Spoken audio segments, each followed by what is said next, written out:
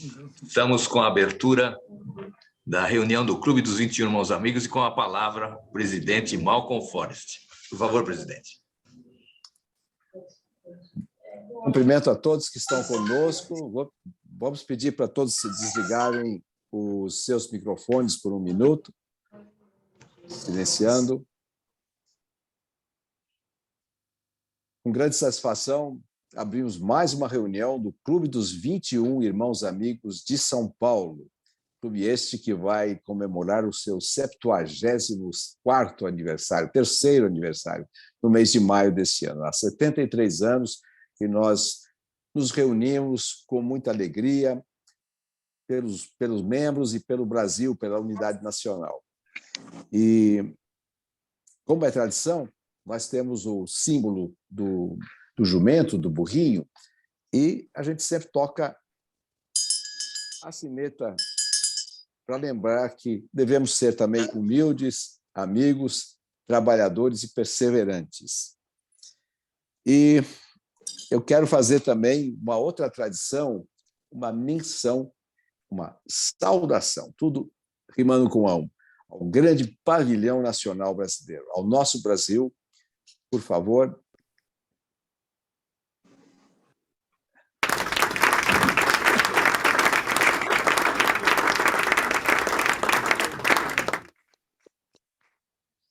Muito bem.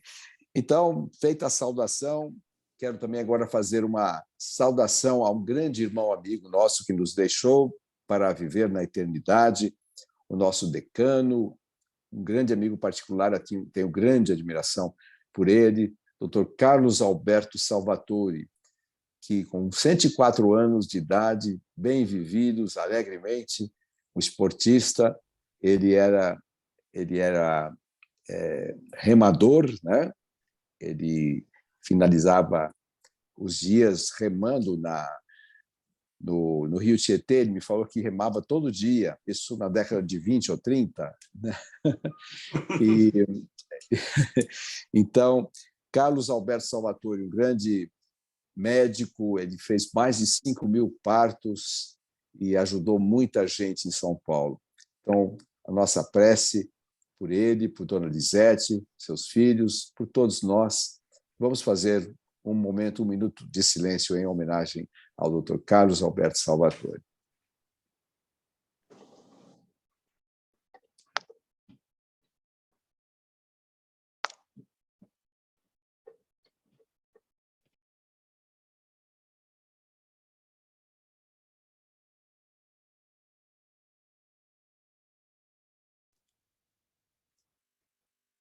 E lembrando também que o dia de hoje é especial por ser o Dia Internacional da Mulher, não é?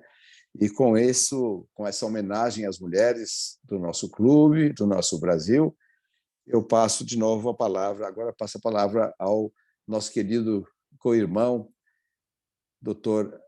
Adolfo Savelli, que vai nos falar algumas coisas sobre hoje, sobre o nosso convidado de hoje. Aliás, antes disso, eu quero só rememorar o que é o Programa de Reavivamento Patriótico Nacional.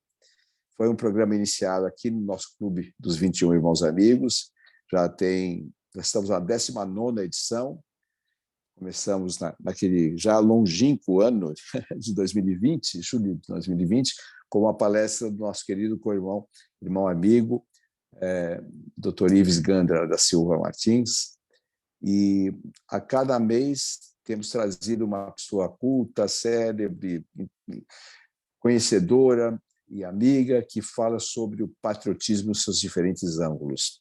Mas vamos lá, Savelli, por favor, a palavra é sua. Com quem teremos a honra e a alegria de conversar hoje?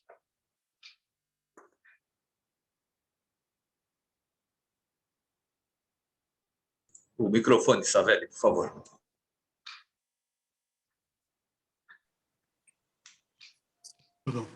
Muito boa noite a todos. É para mim uma honra apresentar o nosso palestrante de hoje, o Coronel Salles, que vem realizando um trabalho excepcional da difícil tarefa de administrar a subprefeitura da Sé. O coronel da reserva da Polícia Militar, Marcelo Vieira Salles, assumiu oficialmente a administração da subprefeitura Sé em 19 de março de 2021, É casado, natural de São Paulo, tem 54 anos e ingressou na vida pública por concurso, em 1985, como cadete na Academia da Polícia Militar do Barro Branco aos 17 anos. Salles é graduado mestre e doutor em Ciências Policiais de Segurança e Ordem Pública pela Academia da Polícia Militar do Barro Branco, bacharel em Direito pela Universidade de Cruzeiro do Sul, diplomado em Política e Estratégia pela Associação dos Diplomados da Escola Superior de Guerra, na SADESG. Como oficial superior, foi comandante-geral da Polícia Militar do Estado de São Paulo, comandante do policiamento da Zona Oeste da capital, comandante do Regimento de Polícia Montada 9 de Julho, chefe de gabinete da Casa Militar e coordenador estadual da Defesa Civil Adjunto. No comando do Coronel Salles, na Polícia Militar, ocorreu a maior redução nos indicadores criminais da história do Estado de São Paulo, em especial a redução dos homicídios dolosos, dos roubos e furtos de veículos, dos roubos a banco, entre outros. E foi criado, em parceria com o Tribunal de Justiça de São Paulo, o aplicativo SOS Mulher, para proteção e socorro das pessoas com medidas protetivas expedidas pela Justiça, e o firme combate por parte da Polícia Militar ao tráfico de entorpecentes, em conjunto com a Polícia Civil de São Paulo, a Polícia Federal e o Ministério Público de São Paulo.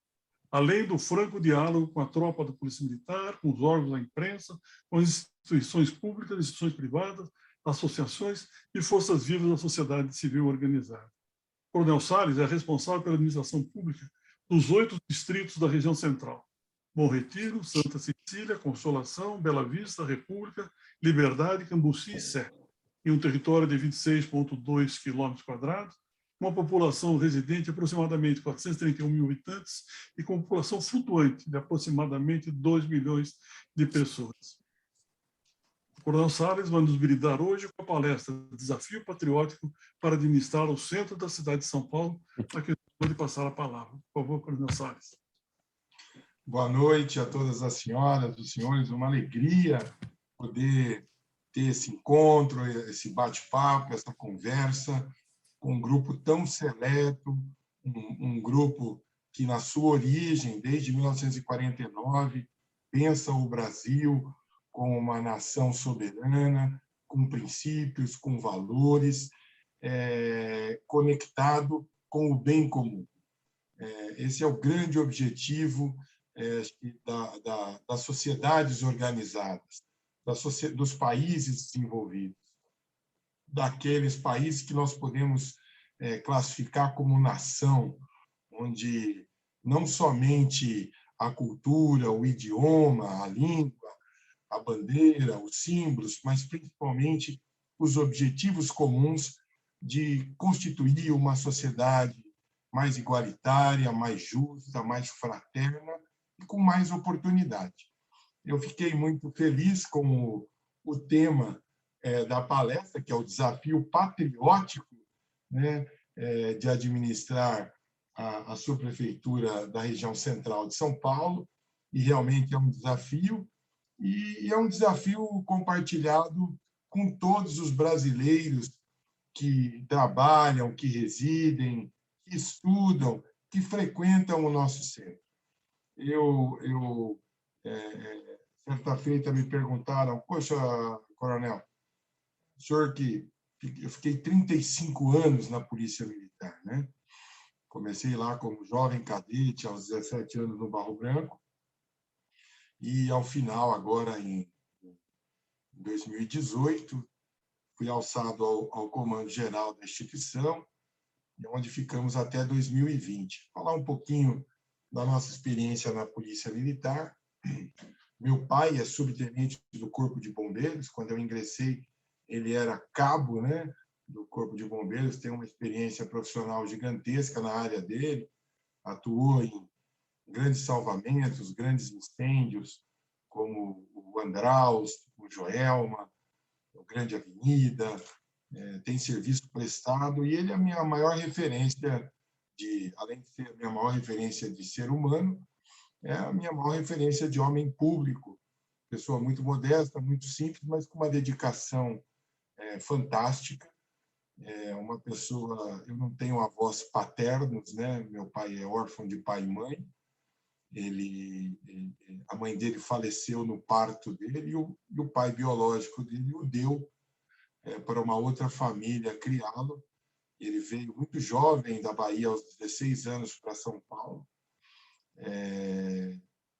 Foi trabalhar numa fazenda de café em Tupã, ainda já na segunda fase da era cafeeira. Aí, a primeira fase foi a substituição da mão de obra escrava pelos imigrantes italianos, japoneses, e depois essas pessoas começaram a se organizar, e aí veio uma grande migração na década de 40, de 50 para São Paulo, e meu pai veio nessa onda migratória aí, nesse êxodo, né?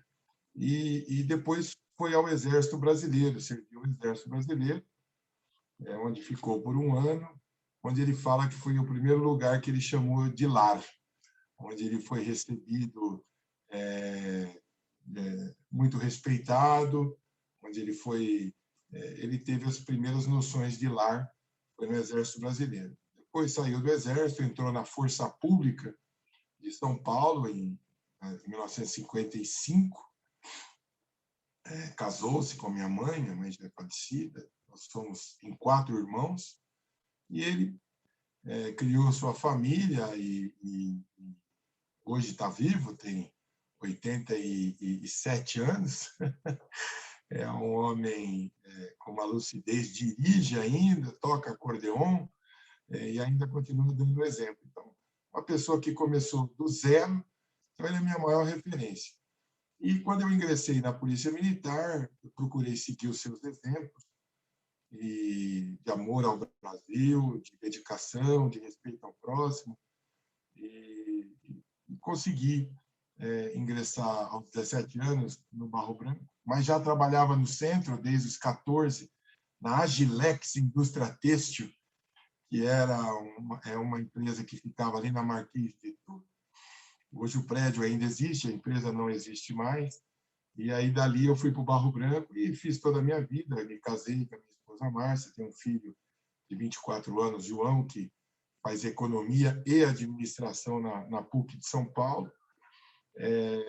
E aí, fiz toda a minha carreira na Polícia Militar, muito tempo no Regimento de Cavalaria, 9 de Julho, uma unidade também que foi uma das primeiras unidades que se levantou contra a ditadura Vargas, em 1932.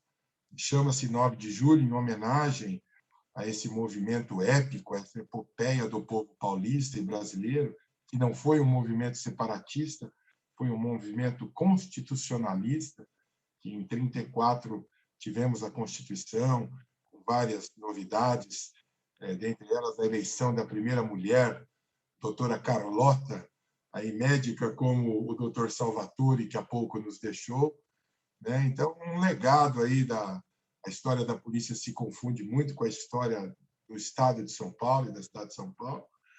E no Regimento de Cavalaria, onde cheguei aos 21 anos de idade como aspirante a oficial, eu sedimentei todo esse amor pela história do Estado de São Paulo, esse amor pelo Brasil, onde a gente pôde servir o nosso país como oficial de cavalaria, oficial de polícia militar. Depois tive a honra de servir na Casa Militar do governador Mário Covas. Voltei para a cavalaria, onde servi 18 anos. Aí, já no posto de major, voltei para a Casa Militar para ser o ajudante de ordens do governador Geraldo Alckmin. Fui promovido a tenente-coronel, assumi a chefia de gabinete da Casa Militar, que é uma secretaria de Estado, cuja maior missão é a defesa civil, a coordenação da defesa civil no Estado de São Paulo. Tive a honra de ser designado para comandar a unidade onde eu comecei, a cavalaria. Fui o comandante do Regimento de Cavalaria. Ali fui promovido a coronel, fui comandar a Zona Oeste de São Paulo, que foi um desafio gigantesco, onde você tem a Universidade de São Paulo, o Hospital das Clínicas, a Marginal Pinheiros, a Marginal Tietê, 203 comunidades. Então, um desafio gigantesco. Áreas muito ricas, como Morumbi, Perdizes, e áreas muito com IDH muito baixo, como Perus. Então, onde você, ao mesmo tempo, você tinha a sofisticação de bairros urbanizados e a dificuldade de atender aqueles que mais precisam em bairros muito modestos, como Perus e outras regiões muito pobres da nossa cidade de São Paulo. Foi um verdadeiro laboratório. Em 2018, já com um ano de coronel, o governador Márcio França assume o governo do Estado de São Paulo e nos convida a comandar a Polícia Militar do Estado de São Paulo. Uma instituição com 90 mil homens e mulheres, um orçamento anual de 16 bilhões de reais, então foram 2 anos, foram 32 bilhões de reais que a gente geriu. Algumas, precisa até mudar esse currículo e fica meio ufanista aí, quando fala da redução. Não foi um trabalho meu, foi um trabalho do soldado da Rádio Patrulha.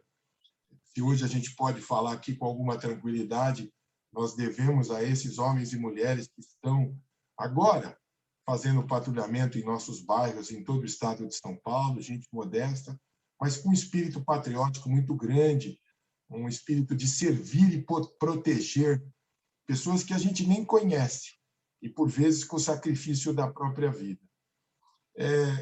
Como fim do governo Márcio França, eu já tinha preparado toda a transição do comando geral em 10 eixos para passar para o próximo comandante.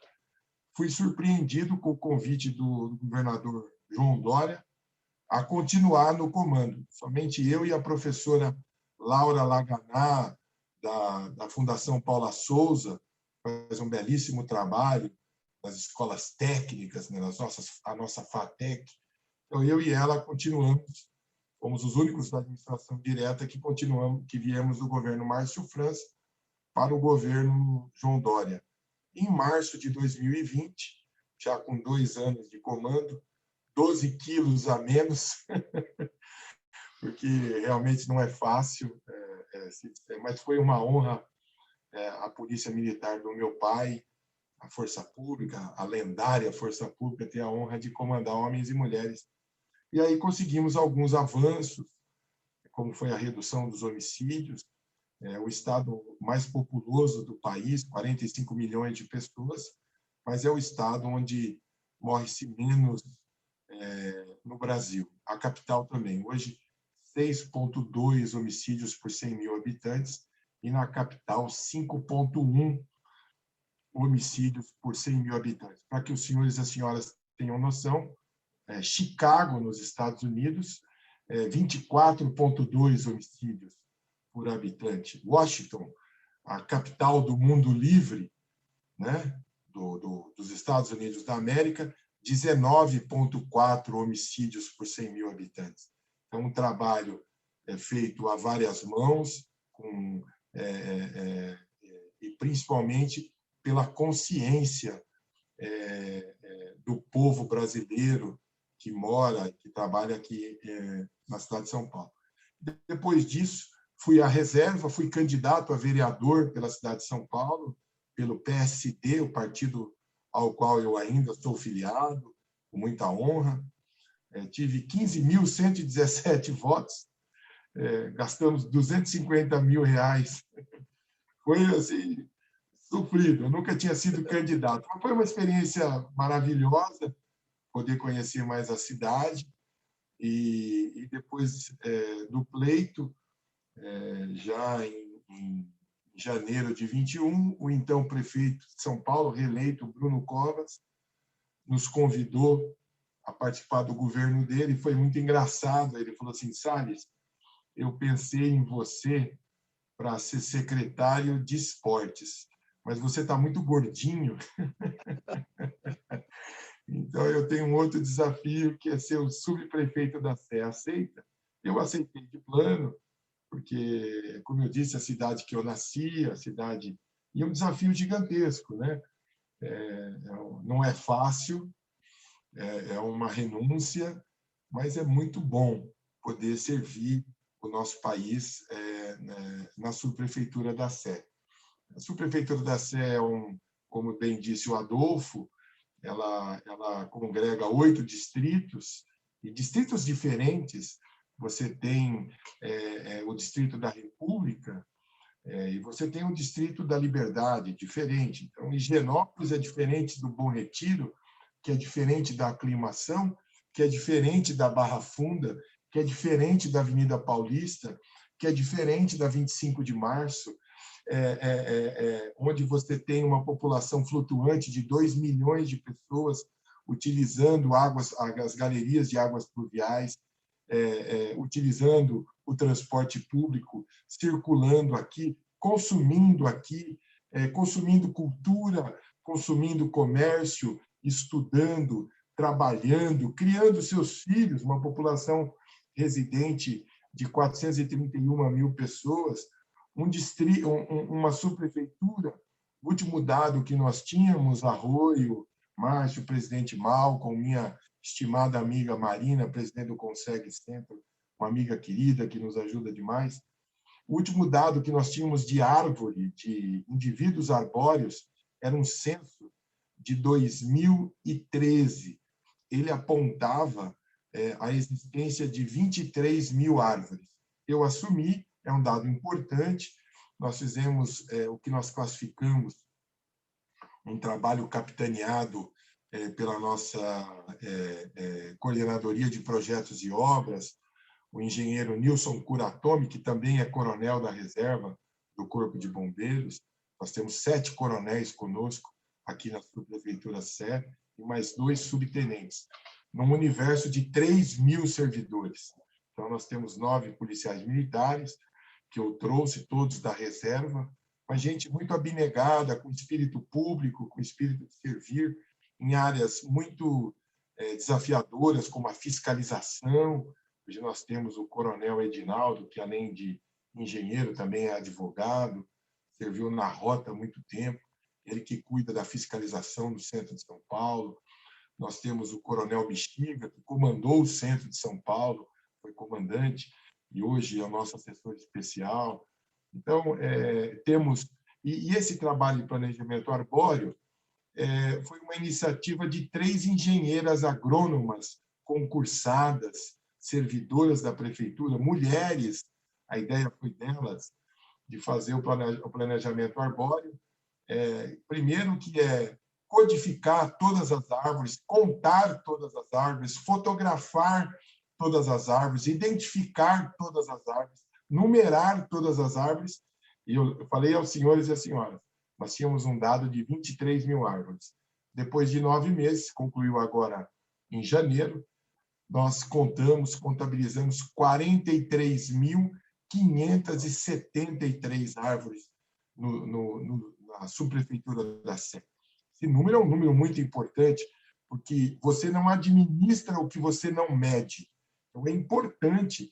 Então, agora, as nossas previsões orçamentárias de podas de equilíbrio, de manejo arbóreo, não podem ser em cima de 23 mil, mas sim de 43.573. E esse ano ainda eu quero dar a identidade verde para essas árvores. E eu tenho na minha cabeça, ainda vou discutir com a equipe, mas depois queria ter a opinião aí do grupo 21 Irmãos Amigos de São Paulo, de dar uma identidade, dar um nome para cada árvore. Assim, acho que quem tem a árvore na sua porta ter essa possibilidade inicial de dar um nome, e a gente dá uma identidade para ela, né? E a gente poder, daqui mais anos, a gente conseguir ter mais árvores mais frondosas, para que a gente melhore o microclima do nosso centro de São Paulo. Então, um desafio gigantesco. E o subprefeito... Um abraço aí, prazer te ver. E o subprefeito, ele não tem... Aí. De vez em quando eu assisti a aula dos outros, viu? Temos aqui o doutor Manuel Joaquim, aqui. Uma alegria tê-lo conosco, professor. Uma honra. E a minha preocupação, quando o prefeito Bruno Covas nos convidou, ele falou, Salles, com a tua experiência profissional, com o seu jeito de conversar, você é uma pessoa que gosta de ouvir, Eu tive a honra de trabalhar com o governador Mário Covas, um grande estadista. Ele dizia que quem ouve mais erra menos. Então, o neto dele, acabei trabalhando com o avô e com o neto. E um dos objetivos do prefeito Bruno Covas é da ordem urbana. Então, a gente procurar trazer, ajudar a organizar o centro de São Paulo, incentivar a ocupação imobiliária. Nós temos projetos maravilhosos no centro, como o Triângulo Histórico, que a gente vai poder falar, como o Quadrilátero da República, como o programa Reencontro agora, que fala das pessoas em situação de rua. Tive a honra, mesmo como subprefeito, sendo um modesto servidor, de participar desse grupo seleto, que é composto só de secretários de Estado. Eu sou o único que não é secretário municipal, mas que participa desse programa Reencontro, que é um programa muito parecido com aquele programa americano chamado Housing First, para que a gente consiga inverter a lógica dos programas assistenciais, que é sempre de você procurar resgatar. Então, o objetivo hoje nós temos 31 mil pessoas em situação de rua no centro de São Paulo, quase mais de 60% no centro de São Paulo. Então, a gente inverter a lógica e de tirar, principalmente as últimas 7 mil pessoas que vieram por conta dos 2 anos da pandemia, pessoas que perderam tudo e que estão morando em barracas, morando em praça pública. Então, tentar tirar essas pessoas, a experiência diz que as pessoas com menos tempo em situação de rua, ela é mais fácil de se readaptar. Então, esse programa de oferecer moradias transitórias, alugar hotéis inteiros que estavam ociosos no centro de São Paulo, que ainda possuem boas estruturas. Então, trazer essas pessoas, dando a dignidade da moradia, porque não é digno morar na rua. Então, o primeiro resgate é esse. Então, eu fiquei muito empolgado com o falecimento do prefeito Bruno Covas. Eu coloquei o cargo à disposição do prefeito Ricardo Nunes. Ele agradeceu e pediu que eu continuasse, e estamos aí compondo a equipe do prefeito Ricardo Nunes, fomos reconduzidos também. E estou muito feliz em poder contribuir com o nosso país, com o nosso Estado, servindo a cidade de maneira patriótica, servindo a cidade. Acordo cedo, durmo tarde, procuro dar exemplo. Sou oficial da Polícia Militar da Reserva, já tenho 54 anos de idade. Isso me dá uma tranquilidade, porque eu já tenho uma fonte de renda da Polícia Militar. Minha esposa também trabalha, é psicóloga, coordenadora de RH de um grande banco brasileiro. Meu filho também já. Então, isso ajuda a gente. Então, não que a gente esteja com a vida resolvida, mas com alguma tranquilidade de poder servir, de poder trabalhar, de poder percorrer as áreas do centro. A Marina, que é do Consegue Centro, sabe disso. Eu sou uma figura fácil de encontrar no centro, porque eu dedico das 7 da manhã às 9 da manhã a circular nos 8 distritos de veículo de manhã, olhando limpeza pública, olhando árvores, olhando as obras. Das 9 ao meio-dia, eu fico lá presidindo reuniões, participando de projetos e administrando. Na hora do almoço, eu vou almoçar a pé e saio a pé andando pelo centro. Volto às 13h30 e aí eu fico até às 19 horas, 20 horas, fazendo as minhas coisas, mas com muito ânimo, procurando motivar, além dos 3 mil funcionários que trabalham conosco na Prefeitura de São Paulo, na Prefeitura da Sé, tentar motivar aqueles que moram no centro de São Paulo, que trabalham no centro de São Paulo, que querem ver o centro de São Paulo glorioso como foi, como eu ouço de pessoas mais experientes, quando a gente reformou a Ladeira da Memória, fizemos uma pequena reforma, reformamos os jardins. É o primeiro monumento da cidade, de 1804. Tiramos as pichações, ainda falta colocar a fonte para funcionar, mas a praça está toda, você não acha um buraco. A Praça Dom José Gaspar, o Largo do Paissandu, onde nós temos aquela belíssima igreja de Nossa Senhora dos Homens Pretos, ali uma igreja com mais de 300 anos, né? Quando eu assumi, foi engraçado, viu, Adolfo? Eu saí a pé, eu gosto muito de conversar e gosto muito de olhar. Prefeito, professor Joaquim, conheço sim a Missão Belém, faz um trabalho belíssimo. Estamos contribuindo com a Missão Belém com máscaras, com cobertores, com travesseiros, fazem um traballo belíssimo. É um padre, eu acho que ele é italiano. Italiano. Jean Pietro. Esse padre Jean Pietro. dele. Como? É o padre Jean Pietro. São 2.700 ex-moradores de rua que ele cuida. Ele faz um trabalho, belíssimo. Eu vi uma vez, professor, eles resgatando uma pessoa viciada em álcool, e eles fazem um resgate mesmo. Aí eles recebem lá, fazem a barba, devolvem a dignidade e oferecem para ele ir para as comunidades terapêuticas, que fazem um trabalho belíssimo. Tive a oportunidade de conhecer o Frei Hans também lá em... É uma turma boa. As comunidades terapêuticas são uma grande solução também para esse pessoal de morador de rua. Então, esse é o nosso dia a dia. Temos as preocupações, eu vou falar um pouquinho, depois eu abro para as perguntas, dentro dessa ótica de ordenar o centro, as fiscalizações também. Então, incomodidades, às vezes aquelas pessoas que... A gente não tem nada contra a cultura, contra o divertimento, mas, como disse o Savelli, logo na leitura do currículo, moram no centro de São Paulo 431 mil pessoas.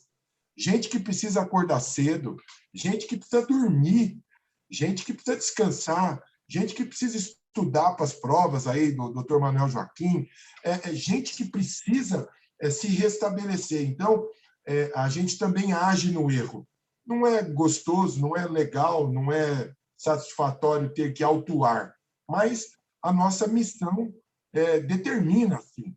Então, às vezes eu digo que a autuação é o remédio mais contundente, é o chamamento mais contundente à consciência.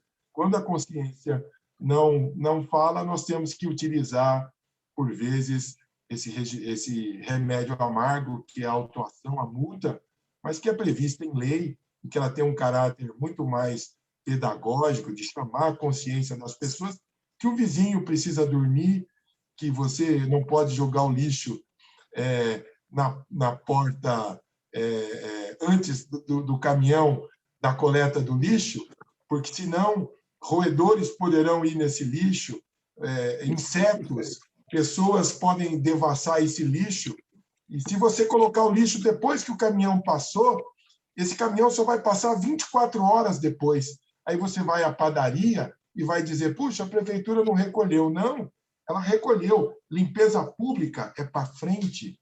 No mundo inteiro, isso. Eu tive a oportunidade de viajar aos Estados Unidos, à Europa. Limpeza pública é para frente. Se você colocou o lixo depois que o caminhão passou, ele só vai passar 24 horas depois. E esse lixo vai ficar ali. Vejam vocês, Arroio, eu gosto muito de conversar, e quando a Marina e o Adolfo fizeram esse convite, eu fiquei muito feliz, porque os senhores e as senhoras também são formadores de opinião, vão nos ajudar a administrar. Então, nós temos, por exemplo, a Operação Cata-Bagulho. De segunda a sábado, ela passa nos distritos da subprefeitura Sé.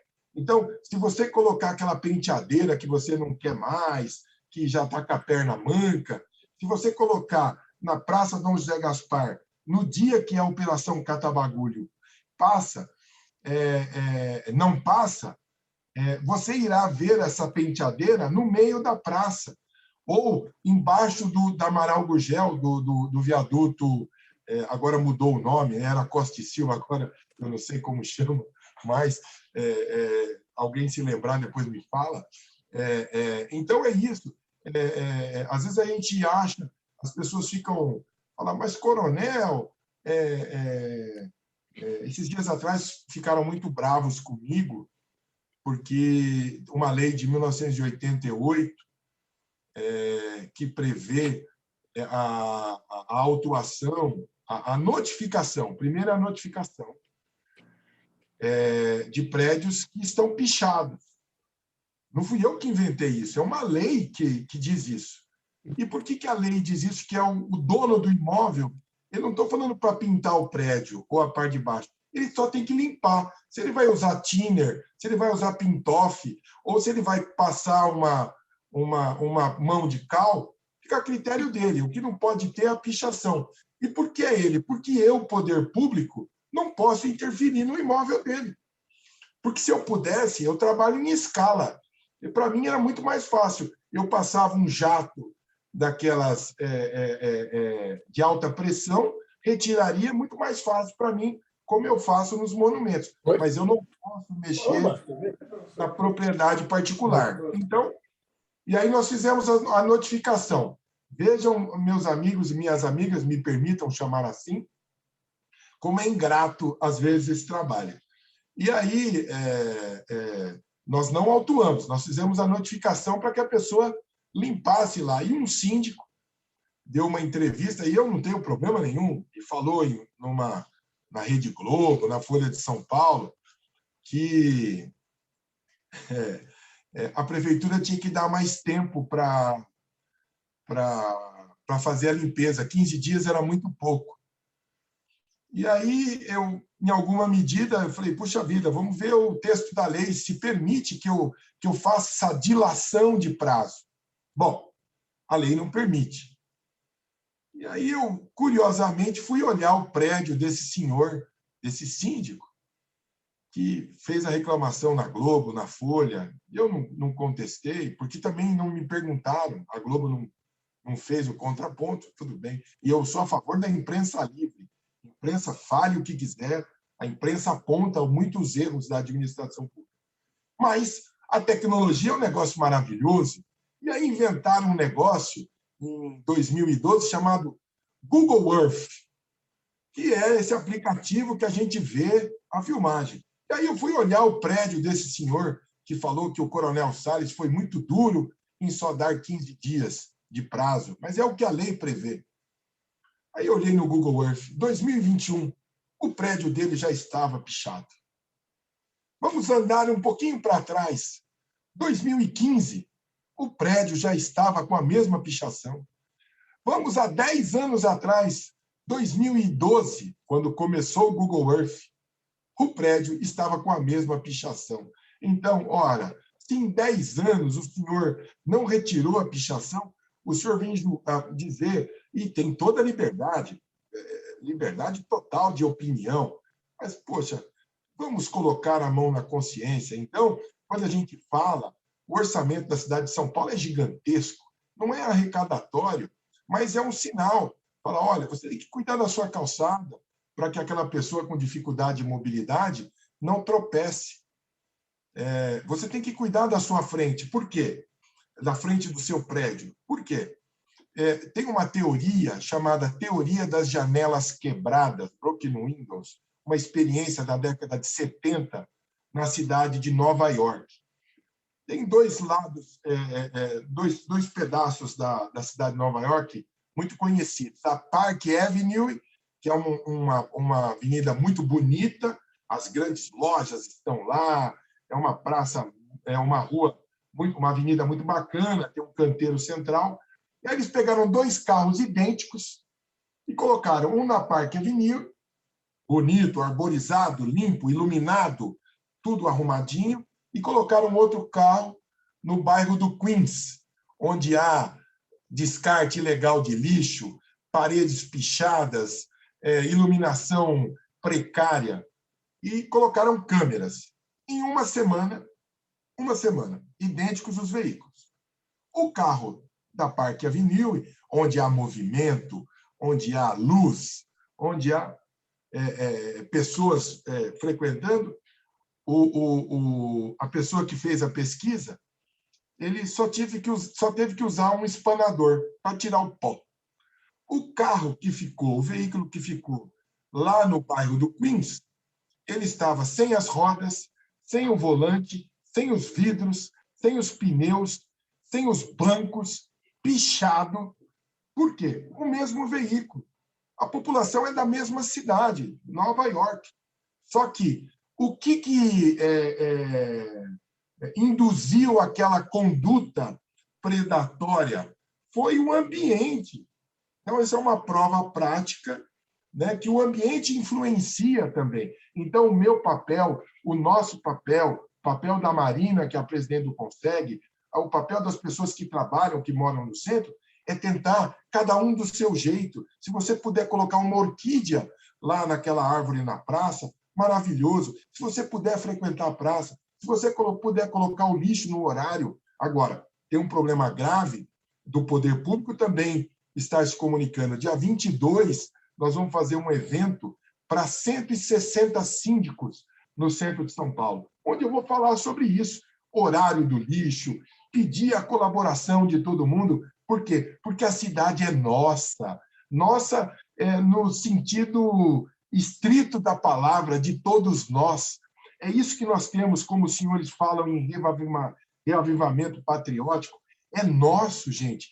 Nós temos que dar esse exemplo para os nossos filhos, para os nossos netos. As próximas gerações terão que ser melhor que nós. Nós temos que deixar um legado. Então, esse é o grande desafio aqui no centro de São Paulo, aliado ao fato de procurar revitalizar os espaços públicos. Mas vamos revitalizar as praças, os espaços públicos, para quem? Para as pessoas. As pessoas são o cidadão de São Paulo que mora, que estuda, que trabalha, o brasileiro de São Paulo, o estrangeiro de São Paulo que mora em São Paulo, ele é o maior destinatário das nossas ações. É para ele que nós temos que fazer. E como é que nós fazemos isso? Junto. Tinha um grande filósofo, acho que era Protágoras, eu não me recordo, eu preciso lembrar. Ele dizia que a unidade de medida do universo é o homem. Não é o centímetro, não é o milímetro, não é a quantidade de metros, mas o homem. Então, que isso balize todas as ações dos homens públicos e das pessoas que convivem em sociedade. Agora, morar no centro de São Paulo, morar na cidade de São Paulo, nas grandes cidades, há uma série de vantagens, mas também nos impõe uma série de obrigações de procurar conviver com um número maior de pessoas, de procurar respeitar a pessoa que mora no andar de baixo, não ouvindo música alta, aquele restaurante, aquele bar que tem música ao vivo, que ele tem que respeitar, que, via de regra, ele está ali no andar térreo do prédio, ele tem que lembrar que tem pessoas que precisam se levantar no outro dia para estudar, para trabalhar, e no sábado e domingo as pessoas estão lá fazendo suas teses de mestrado, doutorado, estudando para o vestibular, ou querendo dormir, ou querendo fazer um almoço no domingo.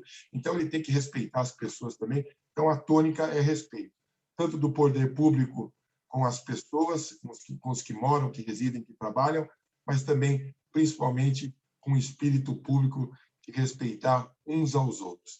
Então, é um desafio gigantesco. Eu estou muito feliz com essa função, muito honrado, e eu acho que falei um pouco demais, e agora eu deixo aberto aí, se alguém tiver alguma pergunta, alguma sugestão. Estamos às ordens aqui, presidente Malcolm, amigos e amigas, para ouvi-los.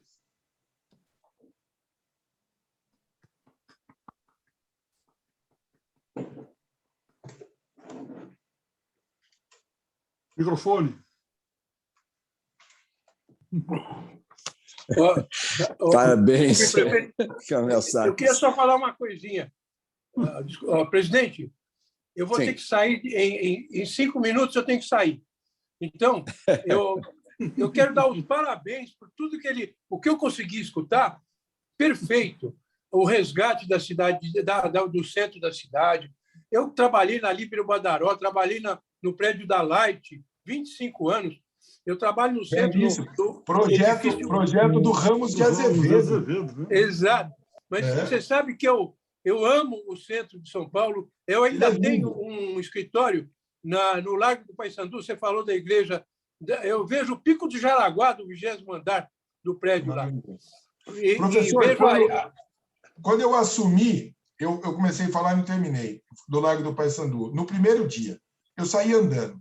E aí me deparei com o Vale do Anhangabaú, todo reformado, uma das obras do prefeito Bruno Covas, um legado, um hub integrador do Centro Velho com o Centro Novo. Centro Velho, Triângulo Histórico, Igreja das Carmelitas, Beneditinos e Franciscanos, e o Centro Novo da República. Belíssimo o Anhangabaú. Aí eu saí andando pela São João e me deparei com o Largo do Paissandu.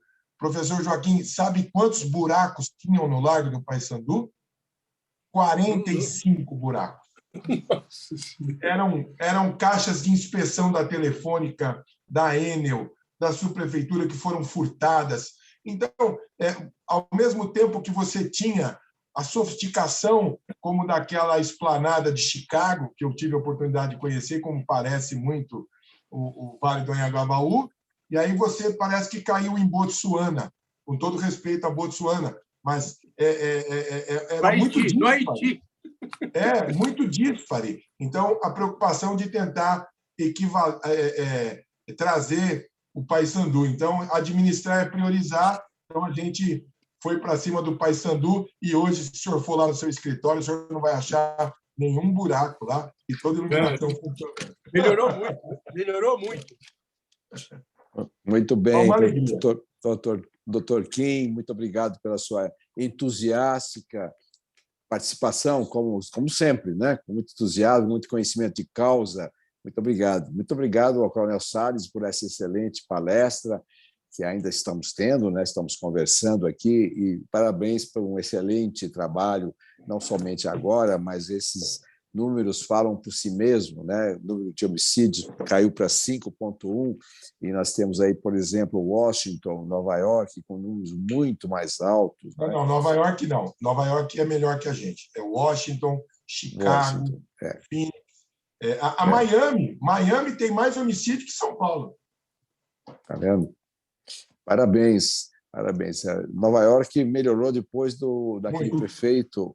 Rudolph Giuliani. O Giuliani foi muito ativo, tolerância zero. Tolerância zero, virou a mesa, porque era realmente um problema muito sério.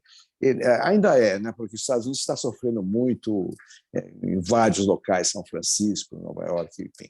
Mas parabéns também pela ideia do levantamento arbóreo, né? E criar um licenciamento, criar uma forma de incentivar o verde, que o verde sempre traz paz, traz ar puro. Eu sou fundador também de uma entidade chamada AMAR, que batalhou muito e conseguimos o tombamento do Cinturão Verde de São Paulo como uma reserva da biosfera da Unesco, né, com status de patrimônio da humanidade. E graças a esse esforço, que não foi só meu, foi de várias pessoas, inclusive o governador Mário Covas, na época, também gostou muito, a dona Lídia Covas. Nós fizemos um livro chamado Cantareira, Patrimônio Arquitetônico e Natural.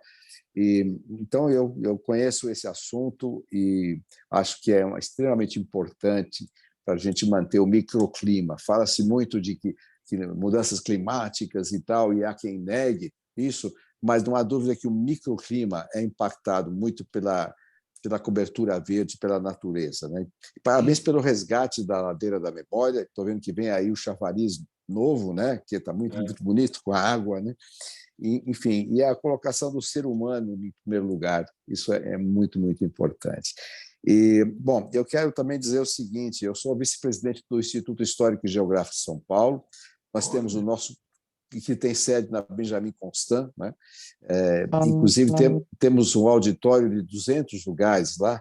Olha, que beleza! E eu gostaria até, surgiu essa ideia hoje aqui, ouvindo, né, de propor, sugerir, convidar para fazer uma palestra e tentarmos reunir as entidades culturais que temos no centro de São Paulo para um diálogo, trocar ideias, unir forças, e também as entidades ambientais, né? O Instituto de História e Geografia. Ali na Benjamin Constant, nós estamos reformando a calçada da Faculdade de Direito do Largo São Paulo. Está ficando bem bonito ali. Né? Cada cantinho eu tenho um pezinho. Assim. E a propósito, Coronel Salles, a Faculdade de Direito foi o antigo convento dos franciscanos.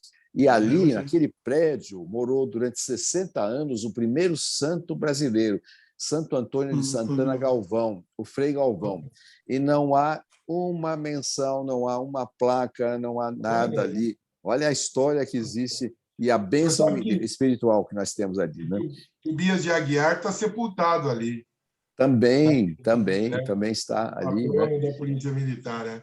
E eu me pauto muito pelas referências históricas. Nós temos o prédio Dei Ouro por São Paulo, que também está no centrão. Ao lado da subprefeitura. E poderia também ter um up, né? Uma iluminação, uma pintura dos próprios proprietários, enfim, que ali estão. E também chamo a atenção para o Liceu Coração de Jesus, ali na Cracolândia, hoje conhecido como Cracolândia, no Campos Elíseos, né? Que é a obra de Dom Bosco também.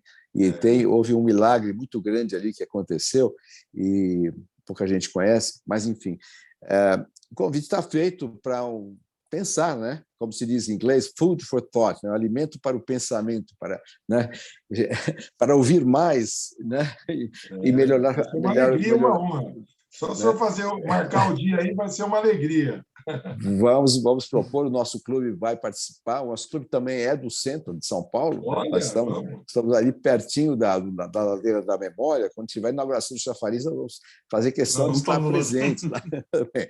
Mas, enfim, bonito. já falei bastante. Se vocês derem uma passadinha lá, vocês não vão ver nenhuma pichação. E nós colocamos lá grama amendoim, irisine. Eu estou virando botânico também, viu? É porque eu sou assim, né? Eu quero saber o que é cada coisa. Muito bom, Coronel.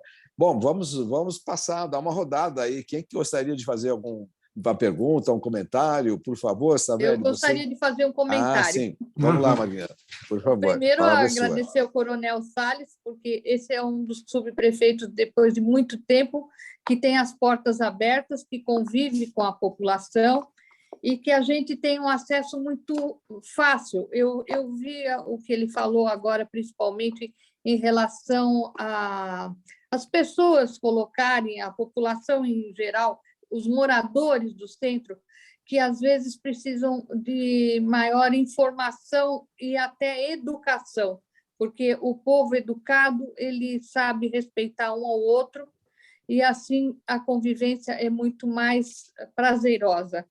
Morar no centro é um pouco difícil, porque as pessoas acham que só vão ouvir passarinhos, e não é assim. A gente tem que conviver com o agito da cidade e muitos não aceitam esse tipo de relacionamento. Acho primordial esse evento que o senhor mencionou sobre o encontro do dia 22 dos síndicos.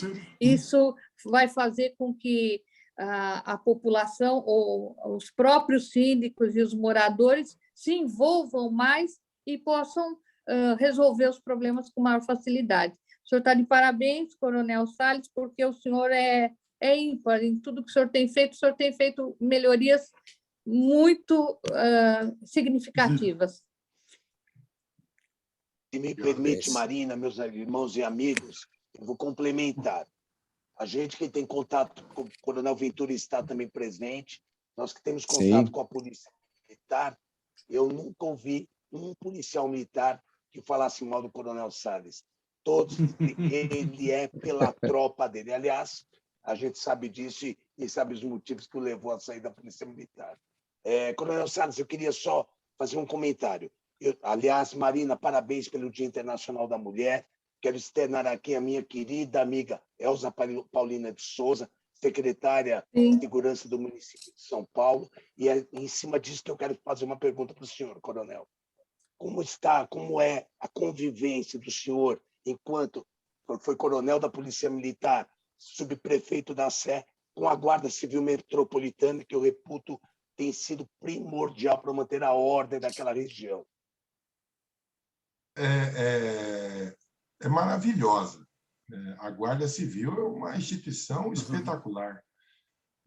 Eu tive a honra de ser condecorado com a medalha Jânio Quadros, e fui recebê-la no quartel-general da Guarda. E foi interessante, e, ao mesmo tempo, a gente deixa para reflexão. Eu fui o primeiro comandante-geral. A Guarda foi criada em 1986, pelo então prefeito Jânio Quadros. E o primeiro comandante foi o coronel Coutinho, acho, do Exército, uma coisa assim. E aí, ao mesmo tempo, eu fiquei um pouco preocupado quando, após receber a medalha, aí nós fomos para um café, um pequeno café, lá no quartel-general, e aí um inspetor falou para mim: o senhor é o primeiro comandante-geral no exercício do cargo que vem aqui. Então, isso é preocupante, né? Assim, ninguém é melhor que ninguém, Romagnoli. Você sabe como aqui... Você falou, eu quero saudar o Coronel Ventura, que é uma referência para mim, um amigo querido, eterno presidente do MDC. Uma honra ter o senhor na audiência, viu, coronel? Uma honra, comandante. Minha melhor continência ao senhor. Salles, só para complementar, você falou muito bem sobre o São Paulo, mas há um cancro em São Paulo que chama-se Cracolândia. Há algum projeto para acabar com aquilo, para melhorar aquela situação? Sim. Só para concluir o negócio da Guarda, o que eu falei? O que a gente, respondendo ao Romagnoli, inclusive já passou o senhor, coronel. Então, ninguém faz sucesso sozinho. Todas as vezes que nós divulgamos a queda de homicídios em São Paulo, e durante os 2 anos que eu fiquei no comando, não porque eu fiquei, é um trabalho que já vinha sendo feito pelo coronel Nivaldo, pelo coronel Gambaroni, por todos, coronel Meira, todos que nos antecederam. Bom, e é sempre um trabalho a várias mãos. Então, um trabalho da Polícia Militar, da Polícia Civil, da Polícia Técnico-Científica, da Guarda Municipal, da Polícia Federal, do Ministério Público Paulista, que é brilhante, da nossa magistratura e, principalmente, do povo ordeiro do Estado de São Paulo. Então, eu sempre que divulgava, e eu sempre fazia parte, eu era tinha a missão, às vezes, de fazer a divulgação, eu sempre acreditava no trabalho a várias mãos. Com relação aos Campos Elíseos, coronel Ventura, então, a relação com a Guarda é maravilhosa. Hoje, os trabalhos da subprefeitura de fiscalização, de atuação em algumas áreas de limpeza pública e de fiscalização não seria possível sem a Guarda, viu, Romagnoli? Não seria possível. Então, a Guarda é um patrimônio da cidade de São Paulo. Então, nós temos que dar todo o valor e os melhores aplausos a esses homens e mulheres da Guarda, que hoje é muito bem comandada pelo comandante Agapito e a nossa secretária de Segurança Urbana, a Elza Paulina, é uma grande secretária também. Coronel Ventura, os Campos Elíseos, o problema que nós temos lá, naquela área que nós chamamos de cena de uso, é um problema gigantesco. É um problema muito difícil. Se fosse fácil, já tinha sido resolvido. É um problema gravíssimo que envolve, aí, no mínimo, 4 desafios. Existe um projeto, o senhor perguntou se há alguma ação, eu falei há pouco do projeto Reencontro, que é o projeto do Housing First, que é para as pessoas em situação de rua. Mas também nós temos um outro projeto, chama-se Projeto Redenção, do qual participam o governo do estado, o município, Hospital das Clínicas, Secretaria Estadual de Saúde, Secretaria Municipal, Secretaria de Assistência Social, Secretaria de Segurança Urbana, Secretaria de Segurança Pública. Então, ali, eu posso dizer que nós temos ali 4 desafios gigantescos. Primeiro, o desafio de segurança urbana, de segurança pública, que é prender o traficante. Então, o traficante é o primeiro desafio. Então, Polícia Militar, Polícia Civil, Guarda Civil. Hoje nós tivemos a 6ª fase da Operação Caronte, que é dirigida pela Polícia Civil de São Paulo, que prendeu mais 10 traficantes. Nas 5 primeiras edições, prendeu 75. Então, nós já temos, só na área dos Campos Elíseos, 85 traficantes presos. Então, esse é o primeiro desafio, da segurança pública. O segundo desafio é da saúde pública. É classificado pela OMS a drogadição, a dependência química como doença. Então, nós temos lá que atuar consultório na rua, trazer as pessoas para o tratamento. Falava há pouco com o professor Joaquim sobre as comunidades terapêuticas. Então, um problema de saúde pública. O terceiro desafio é o de você acolher essas pessoas. O problema posto é esse. O problema que está, o desafio que está lançado a nós, brasileiros de São Paulo, é esse. Mas na Suíça é assim, na Finlândia é assim. Não, mas em São Paulo, na Cracolândia, o problema é esse. Então, assistir essas pessoas com tratamentos adequados, tentar devolver para as famílias, tentar trazer de volta a alguma sanidade, porque aquelas pessoas são pessoas desestabilizadas, não são pessoas no seu estado normal de convivência. Então, acolher essas pessoas é muito importante. E o último desafio, que é a reinserção na sociedade, seja de maneira lúdica, seja de maneira pedagógica, seja pelo esporte, seja pela religião, seja pela terapia, seja pela psicologia, seja pelo trabalho, seja pelo ensino, seja pela educação, que as pessoas confundem.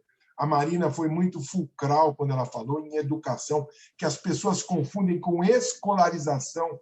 A escolarização está no guarda-chuva da educação. É um dos pilares da educação. As pessoas terceirizam a educação para o professor. O professor é responsável pela escolarização, não pela educação. Educação é muito mais amplo. Educação é o conselho do pai, é o exemplo. Ele vem princípios e valores. Então, é um problema grave que está sendo enfrentado de frente. Hoje, fica na minha área, na minha região administrativa, nós fazemos 2 limpezas todos os dias, mas diminuiu muito. Nós tínhamos... eu participei da primeira operação na Cracolândia em 22 de maio de 2017. Eu era tenente-coronel, comandante do Regimento de Cavalaria, e era comandante interino do CP-Choque, do Comando de Policiamento de Choque. Teve aquela operação, foi no governo Dória, e espalhou, foi para a Praça Princesa Isabel, foi para Paulista, mini Cracolândias começaram a surgir. Naquela época, tinham mais de 2.000 pessoas. Quando eu assumi, aqui nós tínhamos, em 19 de março, aproximadamente 1.200 pessoas. Hoje nós temos população, há uma contagem por drone e por câmeras, aproximadamente 400 drogaditos.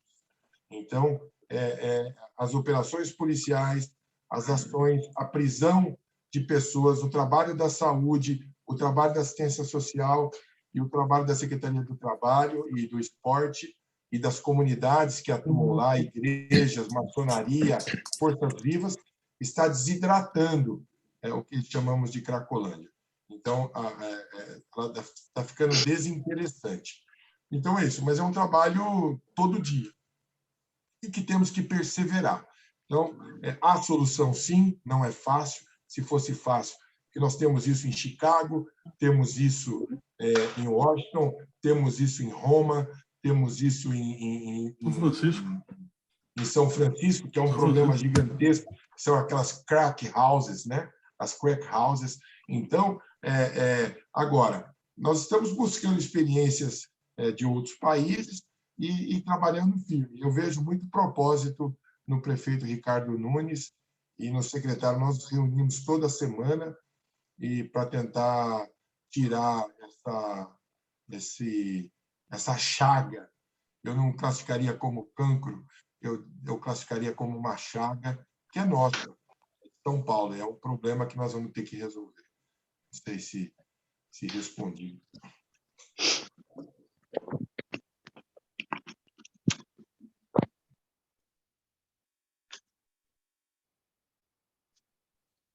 Tem voz. Bom, ouvirem barulhos aqui, eu mutei. Né? Muito obrigado, Coronel Salles, pelas explicações. E, Márcio Arroio, você pode conduzir mais perguntas, ver se temos mais perguntas? Nós temos aqui um comentário muito interessante do nosso irmão amigo Jorge Lando a respeito dessa palestra. Ele diz o seguinte: foi uma honra conhecer o Coronel Salles, uma carreira brilhante a serviço da comunidade paulistana e paulista. Se mais brasileiros tivessem este nível de dedicação e responsabilidade, seríamos uma nação bem melhor. Um exemplar patriota. Ótimas ideias e projetos para melhorar a vida dos nossos concidadãos. Parabéns, irmão amigo Savelli, parabéns, irmão amigo Malcolm, pela escolha do coronel. Essa é a mensagem do Jorge Lando. E eu quero saber também se alguém mais quer fazer alguma colocação a respeito da palestra. Eu gostaria também de parabenizar, viu, Coronel Marcelo? Foi uma excelente palestra e que nos agregou muito mais cultura e conhecimento da situação real da cidade de São Paulo. Muito obrigado. E o irmão amigo Adolfo Savelli quer falar também. Por favor, Adolfo. Antes de mais nada, Coronel, muito obrigado pela maravilhosa palestra. O senhor é um exemplo para todos nós, e é impressionante. O senhor comentou a respeito do Jânio Quadros, mas o senhor tem uma visibilidade na região. A gente anda pela rua e bom, o senhor já tem um porte físico que se destaca, mas o seu carisma, a sua maneira como encara as coisas e como conversa com as pessoas, realmente é um exemplo a todos nós e nos deixa muito mais tranquilo de que a região do centro de São Paulo tem muito boas mãos. É muito difícil, o desafio é hercúleo, mas o senhor está realmente parabéns por tudo que tem feito. Eu tive a oportunidade de participar, no dia 22 de fevereiro, daquela inauguração do Centro de Acolhimento, ali atrás da Praça João Mendes, né? É um trabalho que foi feito com a participação da Associação Comercial. Eu pergunto, existem planos para estender aquele tipo de trabalho para outras áreas da região central?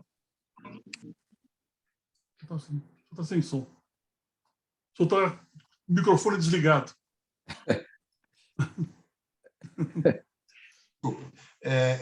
Sim, o trabalho não para.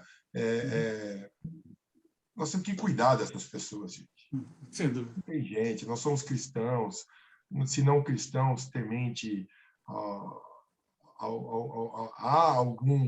alguém que dirige esse universo gigante. Não é possível que a gente esteja sozinho. E nós temos que marcar, acho que, a nossa passagem, primeiro de maneira simples, mas assim, o que a gente deixou, o que a gente fez. Às vezes, o Romagnoli é muito generoso. Eu fico muito feliz, às vezes, quando eu encontro um soldado que serviu comigo e às vezes, ele fala assim, poxa, o senhor, em alguma medida, fez a diferença na minha vida, me ajudou. Nós tivemos a oportunidade, gente, no Comando Geral.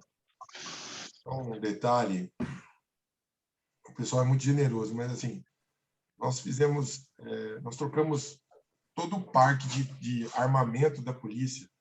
Nós fizemos uma licitação internacional de compra de pistolas Eu me orgulho muito disso, sem vaidade ou ufanismo, nada, mas assim, às vezes o Ramayori, o policial fala isso, é porque ele vê alguma preocupação. Hoje a minha preocupação é o centro de São Paulo. O lugar mais importante para mim é a subprefeitura da Sé. Mas, por exemplo, quando nós compramos as armas, nós tivemos problemas muito graves com o armamento que era usado. A arma que disparava sozinha. Então, nós tivemos... Que não disparava. Que não disparava. Então, nós tivemos policiais mortos porque a arma não disparou, cidadãos mortos porque a arma disparou sozinha. Como é que você... A arma é uma ferramenta de trabalho assim, que você não quer usar, mas ela tem que estar lá disponível. Nós fizemos uma licitação internacional, fizemos o edital em 4 idiomas, português, inglês, francês e espanhol. 17 empresas se apresentaram do mundo inteiro, e a que acabou ganhando foi a Glock, austríaca. Nós compramos 50 mil pistolas. O preço de mercado dela era de R$10.000. Nós pagamos a mesma arma R$ 986. Menos de 10% do valor. Então, você tinha um problema grave de reserva de mercado aqui, que não se sustentava. Eu não pude aceitar isso. Não é possível. A gente tem... eu sou o maior entusiasta da indústria nacional, mas é muito díspare. É muito díspare. É dinheiro nosso. Dinheiro quando a gente vai comprar uma bicicleta, quando a gente vai comprar pão, quando a gente vai comprar um remédio, quando a gente vai comprar uma cerveja. É dinheiro do povo, não é dinheiro, não veio do céu. Então, por exemplo, compramos 1.300 fuzis SCAR. É o fuzil que as Forças Especiais Americanas utilizam. Um fuzil que custa, no mercado, R$33.000. Nós compramos 1.300. Nós pagamos R$11.000. 30% do preço. Aí nós compramos 6.000 viaturas. Aí ficaram bravos comigo, viu, presidente Malcolm? Eu que troquei a cor das viaturas. A viatura era branca, vermelha e preta. Aí eu coloquei tudo branco. Eu falei, mas, Coronel Salles, a viatura parece um táxi. Eu falei, não é. Só que é o seguinte, eu tinha que eu comprava a viatura e só para customizar, tinha que pintar de preto, demorava 24 horas na estufa, aí mais 24 horas pintava outro pedaço de vermelho, aí mais 24 horas pintava outro pedaço de cinza. Sabe quanto isso? R$4.500 só para fazer. Eu comprei tudo branco, coloquei adesivo e economizei R$4.500 de um universo de 6.000 viaturas. Dinheiro de quem? Dinheiro nosso. Então, o dinheiro não aceita desaforo. E dinheiro público pode te mandar para a cadeia ainda. Então, e aí, esses 32 bilhões que a gente administrou foi muito bom, porque eu não recebi uma citação do Tribunal de Contas, de Fazenda. Um negócio que custava 10 mil, eu paguei 986. Então, é indiscutível isso. É uma alegria. Então, às vezes, Romagnoli, reformamos o hospital da Polícia Militar, os 2 andares, que suportou a Covid. Aí, nós tivemos 300 policiais que morreram de Covid. Então, essas coisas são que nos movem de maneira simples. Até a pessoa fala, o Salles é meio simplório. Eu falei, poxa vida, se essa for a pior coisa que falaram para mim é um elogio isso. Eu prefiro ser simplório. É isso. Coronel Salles, eu também sou uma espécie de assessor do príncipe Dom Bertrand de Orleans e Bragança, da Casa Imperial, aqui em São Paulo, né?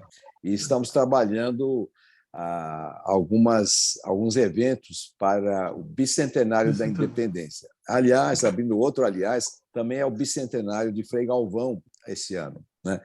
E São Paulo foi o palco de todo aquele momento maior da independência, né? E, inclusive, quando o príncipe chega a São Paulo, a Igreja da Boa Morte, que ainda existe, foi a primeira a tocar os sinos, né?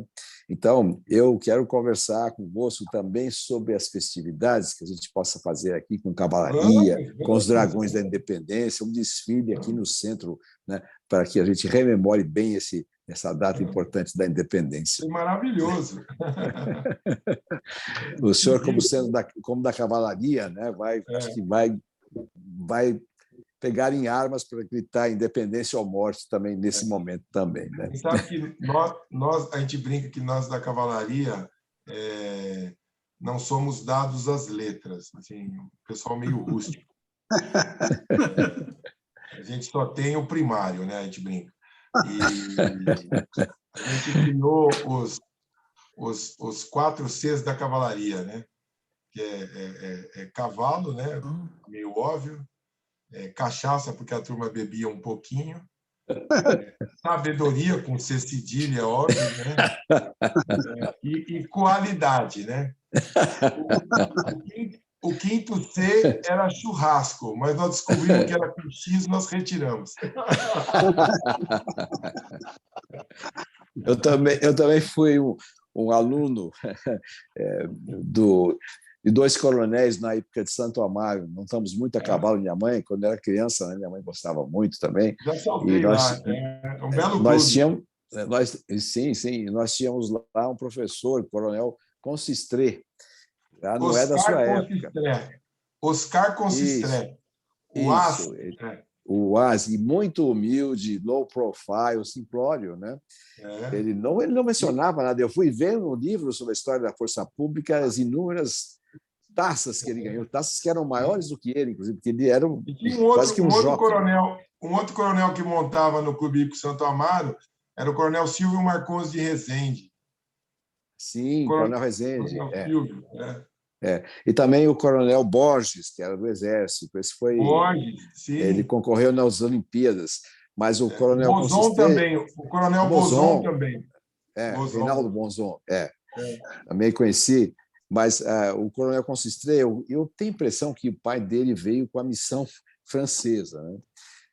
E ele falava sempre o seguinte: só cai do cavalo aquele cavaleiro que não tem a firme determinação de ficar montado. E o senhor é um bom exemplo disso à frente da subprefeitura agora e à frente de todas as guarnições e corporações e entidades que presidiu. Muito obrigado pela palestra de hoje. Volte sempre, vamos reiterar o convite. Agradeço ao Savelli pela brilhante trabalho e sugestão, né, com a Marina, e agradeço também ao Coronel Ventura, que há muito tempo não vejo, a todos que estão conosco hoje. Um grande abraço, meu amigo Dr. Rubens Brito, que vejo que está participando, meu amigo, e com isso eu passo a palavra para... Olha lá. Diga, Brito. Olha lá. Olha o Coronel Rubens Brito ali. Olha aí. Num cavalo tobiano. É um tobiano, é isso mesmo, olha aí. E a bandeira sagrada. A bandeira sagrada. Parabéns. Foi na Jornada dos Príncipes. Foi em Guaratinguetá essa cavalgada aí. Nós temos esse programa do Bicentenário que já está correndo há alguns anos. Bom, alguém mais quer participar, gente? Está sendo tão bom aqui, mas a hora está dilatada também. Não quero cansar ninguém. Deixar o meu abraço aí de cavaleiro. Estão me ouvindo, não? Estão me ouvindo? Sim. Porque o meu microfone do computador, se for outra vez, eu sou no meu telefone celular. Não sei o que eu faço. Mas, olha, Coronel, foi um prazer muito grande. Eu montei um pouco a cavalo ali no 9 de julho também, quando eu estava no 6º ano de medicina, há mais de 50 anos atrás. Então, eu fiz um estágio de hospital lá, também. Tá.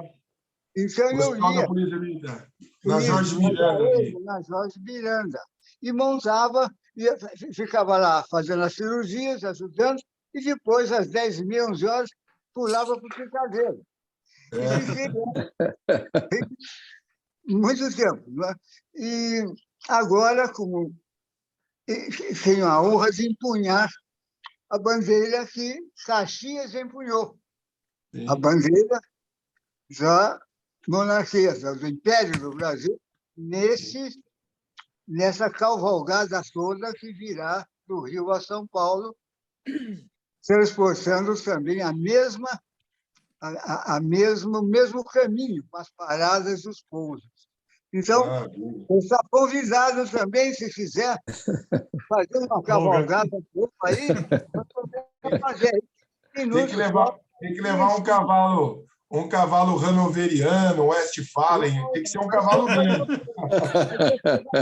Engordei um pouquinho. A cachaça eu providencio. Um grande abraço a todos. Estou com saudade de todos os meus irmãos, amigos e amigos irmãos. Saudades. Malcolm, estou com saudade, rapaz. Eu vou ligar para você logo em seguida, e vamos combinar. Meu melhor amigo. Muito bem.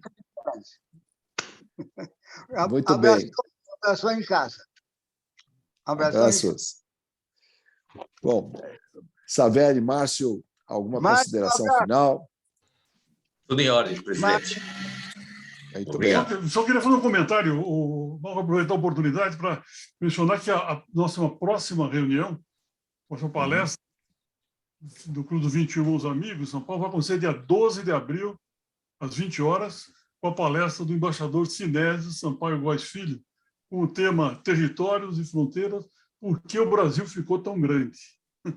Essa palestra vai ser dia 12 de abril, às 20 horas. Todos convidados. Ainda vai ser virtual. Espero que a gente possa presencial a partir de maio. Savelli, está me ouvindo? Savelli? Pode falar, Brito. O Brasil foi grande desse tamanho porque teve reis. Se fosse república, se tivesse nascido república, estava como um Uruguaizinho aí. Ninguém lá com um pedaço dessa casa aqui. Um abraço. Um abração. Tudo bom. Muito obrigado mais uma vez, então, Coronel Salles. Foi um prazer receber sua participação. Satisfação. E saber que São Paulo tem muito boas mãos. Obrigado. Uma alegria, uma honra. Um fraternal abraço a todos. Me encontrador, quero agradecer a generosidade do convite da Marina, do Adolfo, do presidente e a todos aí que nos brindaram com a sua honrosa audiência. Estamos às ordens aqui para servir aqui o Brasil, São Paulo, aqui na Subprefeitura da Sé. Conte conosco. Fiquem com Deus e trago um abraço do nosso prefeito de São Paulo, Ricardo Nunes. Um abraço a todos. Muito obrigado. Obrigada, boa noite. Boa noite. Muito obrigado. Boa noite. Marina, tudo de bom, dona Marina. Obrigada, doutor Rubens. Abraço para o senhor. Saudades. Bom, Saudades. Marina, vamos lembrar a todos que o nosso programa de reavivamento patriótico continua e está também no YouTube do Clube dos 21 Irmãos Amigos, a gravação dessa sessão de hoje, né? E pedindo que as entidades, são 23 entidades, que mais e mais ajudem a propagar o ideal patriótico, o ideal comum que todos nós temos. E com isso, declaro encerrada a reunião de hoje, com o nosso sininho do burrinho, os 21 Irmãos Amigos. Abraço a todos, muito obrigado. Boa noite a todos. Boa noite.